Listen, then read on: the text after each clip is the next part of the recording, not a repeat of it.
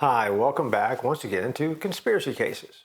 We are studying or looking at the truth or the legend or the myth of Men in Black. And we're trying to decide whether or not we believe the evidence that has been offered as proof that Men in Black exist. You can go back and check our previous episodes. And in this particular episode, we're going to be talking about Albert Bender and the International Flying Saucer Bureau. Never heard of it? You're about to.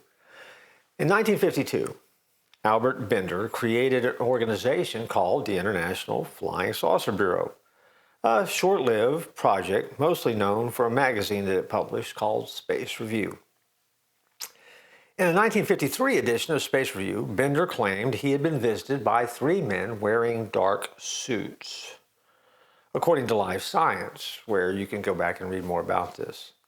These men, he said, had told him to cease publishing information about UFOs.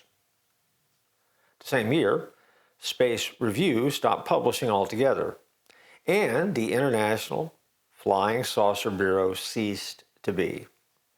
Most people assumed that Bender had been planning to stop publishing anyway due to the fact that his magazine and publication was making no money.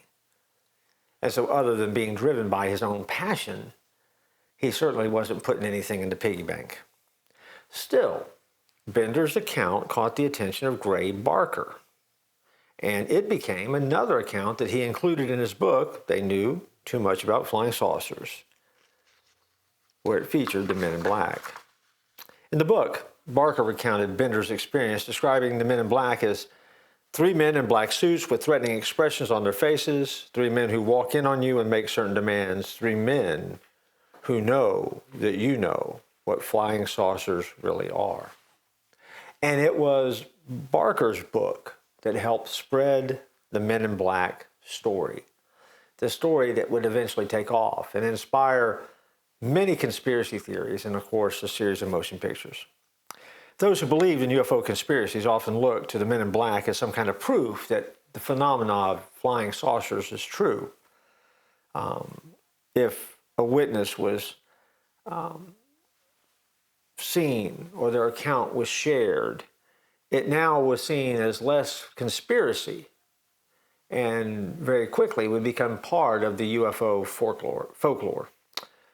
The understanding of the UFO phenomena and the Men in Black as cultural mythology was furthered in a 1957 report called Flying Saucers, a modern myth of things seen in the skies. And while that report never tried to argue for or against the existence of UFOs, it did note this: our time is characterized by fragmentation, confusion, and perplexity. At such times, men's eyes turn to heaven for help, and marvelous signs appear from on high.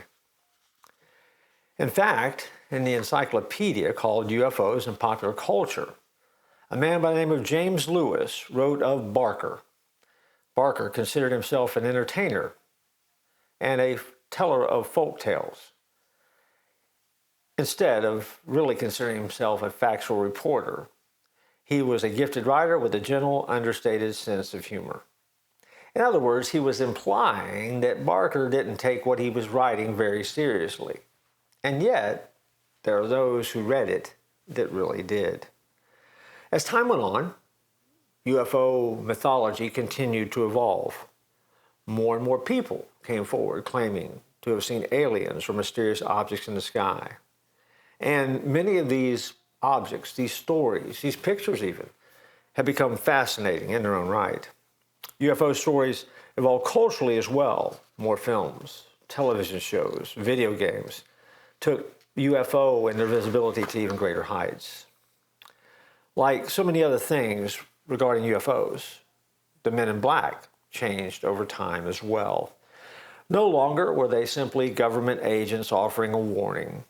They were mysterious entities unto themselves, seemingly human but inhuman at the same time. Human beings with access to technology that no human beings should ever have. And so the transformation of this story from when it first started to what we know today is the stuff of how a myth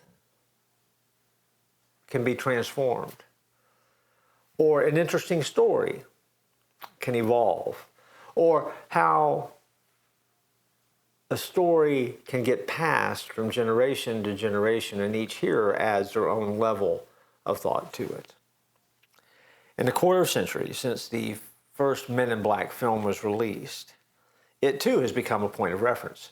Believe it or not, the Tommy Lee Jones, Will Smith characters in the films have become a part of the Men in Black lore as well, partly because the mere concept is just so far-fetched. But at the same time, those who believe it, those who try to understand it, those who, and I would hate to say it, but have experienced it, would want to argue that it's nothing to laugh about. It's not entertainment. It's very, very real. So, what do you think?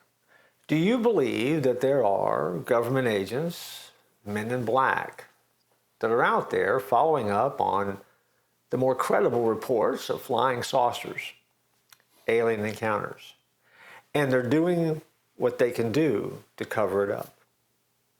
It's only been recently that the United States Congress talked about and debated the reality of UFOs in an open hearing. Some of the things that were said were amazing, astounding, as a transparency is being offered in a way that maybe it never has before. At the end of the day, it's only fueled the fire for some to believe it, and only created more people who are skeptical of anything they hear out of the government. Again, that's why the Men in Black work, because there's enough mysterious stuff that we don't understand that might convince us that they are real. And so in our next episode of the Conspiracy Cases, we're going to look at the spiritual implications of the Men in Black and what you and I can learn from that.